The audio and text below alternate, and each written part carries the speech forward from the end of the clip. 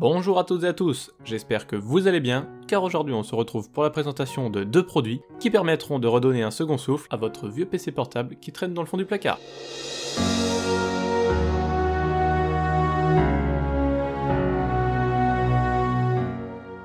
Un PC portable n'est pas le style d'ordinateur le plus facile à upgrade avec un PC condensé dans plus ou moins 2-3 cm d'épaisseur, mais pourtant, il y a deux composants qui peuvent être changés et ils amélioreront la vitesse et la charge des tâches qu'il peut supporter en moyenne sur l'OS.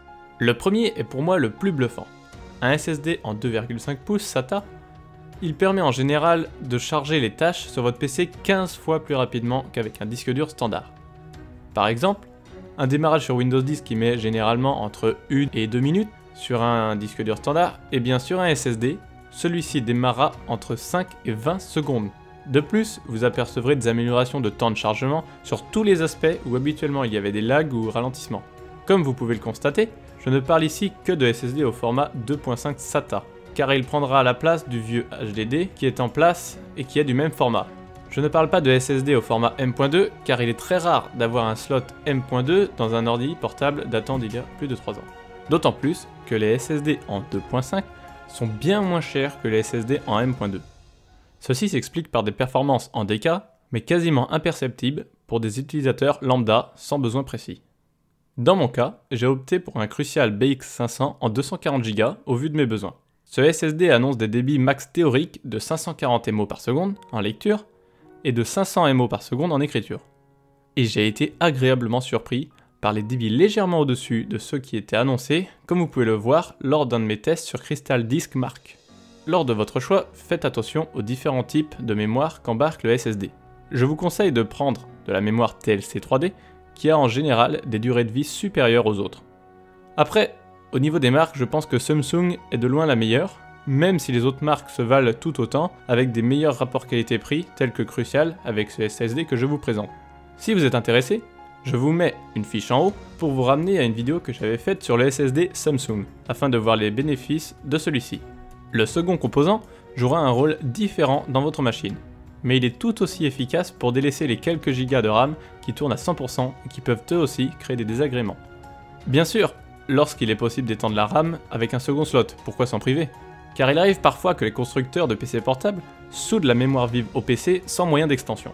Je vous recommande chaudement de ne pas prendre n'importe quel format de mémoire vive sur internet, car il se pourrait que les barrettes ne fonctionnent tout simplement pas ensemble. Normalement, si vous cherchez le nom complet de votre ordi portable, vous devriez retrouver le type de mémoire et la fréquence afin d'éviter les achats inutiles et non compatibles. Ces deux produits miracles ne sont pas gratuits, mais ils sont bien moins onéreux que de changer le tout. Et en plus de sauver votre PC pour un moindre coût, vous faites un geste écologique en le gardant plus longtemps avec vous. Je tiens aussi à vous dire que les débits varient en fonction des marques, que ce soit pour le SSD ou la RAM, et que ça n'influencera que très peu, voire pas du tout, la partie graphique de votre ordinateur. De plus, il vous faudra sûrement réinstaller Windows 10 ou tout autre OS, tel que Linux ou Mac, car il se situait sur le disque dur originel que vous allez changer. Pour ce qui est du démontage et de l'installation, rien de plus simple. Veuillez noter auparavant qu'il est préférable de sauvegarder vos données sur un disque dur externe dans le but de les remettre sur votre SSD. Il est aussi préférable de recharger votre batterie à 100% et de l'enlever si possible avant de procéder au démontage du PC. Alors si vous êtes chanceux et que le constructeur a bien pensé la conception de son produit, vous devriez retrouver une ouverture indépendante du reste du PC afin de pouvoir changer le disque dur et la RAM sans démonter tout votre ordi. Pour moi, comme vous le voyez, c'est le cas. Il suffit de démonter le vis qui tient le disque dur et de le faire glisser sur le côté afin de ne pas tout exploser en tirant dessus. Par la suite, remplacez votre disque dur par le SSD que vous avez acheté, remettez-le à la place de celui-ci en le reconnectant proprement. Et hop, le tour est joué. Pour ce qui est de la RAM, c'est encore plus simple. Il vous suffit de prendre votre barrette, de la mettre dans les pins afin qu'elle soit reconnue et la clipser. Normalement, vous devriez entendre un clips qui vient bloquer la mémoire dans son compartiment.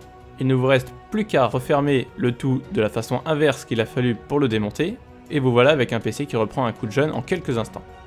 Comme je vous l'ai dit auparavant, vous aurez sûrement besoin de réinstaller l'OS sur votre SSD, car vous tomberez sûrement sur une page du BIOS comme celle-ci. Pas de stress si vous voyez apparaître ceci. Il vous suffira de regarder un tuto d'installation de Windows 10 par exemple. C'est une manipulation à la portée de tous si vous suivez scrupuleusement les choses à la lettre. Après avoir réinstallé Windows, nous pouvons d'emblée remarquer un changement au niveau du démarrage de Windows en quelques secondes.